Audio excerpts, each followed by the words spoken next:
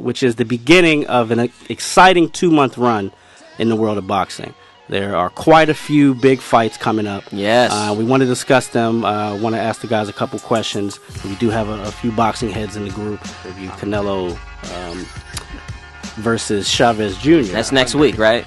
That's 2 weeks, May 6th. May 6th, yeah. So for me, I'm not sure why Canelo took this fight. We talked a lot about this. I mean, he claimed that he wasn't big enough to be a middleweight, and then he goes and fights somebody at 168, and now they're at 164. So Chavez is a big boy. I don't know about this. The thing is, he talked himself into this because he got up in the ring and talked all that shit about GGG, and then he ran like a hoe.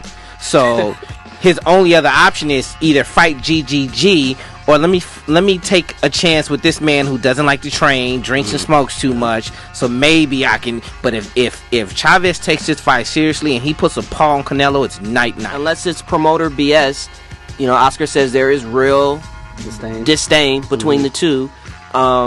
But it's money because this is going to do well on pay-per-view. It's going to be a good fight, and it's a good card as well. Exactly, and I also think it's a leverage ploy on Canelo's part because Canelo's basically saying to GGG, "I don't need you." It was a great. We're all extremely excited about it. Is Kell Brook versus Errol Spence, which is let's separate the men from the boys.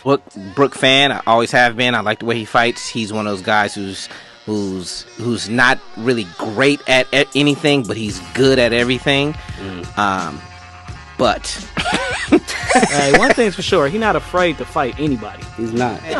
Man down. Errol Spence is a monster. Yeah. Man down. I'm so excited for that. You know who he's been sparring with? Errol? Yeah, he's been sparring with the Charlo. With the Big Charlo. With the Big Charlo? A lot of really experienced boxing guys. First of all, the hate is palpable.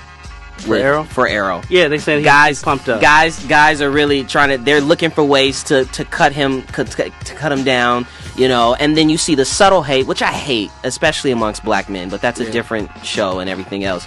But there's the subtle hate of boxers, they don't care. There's the subtle hate of, well, if I was him, I wouldn't have gone to the UK to take that fight.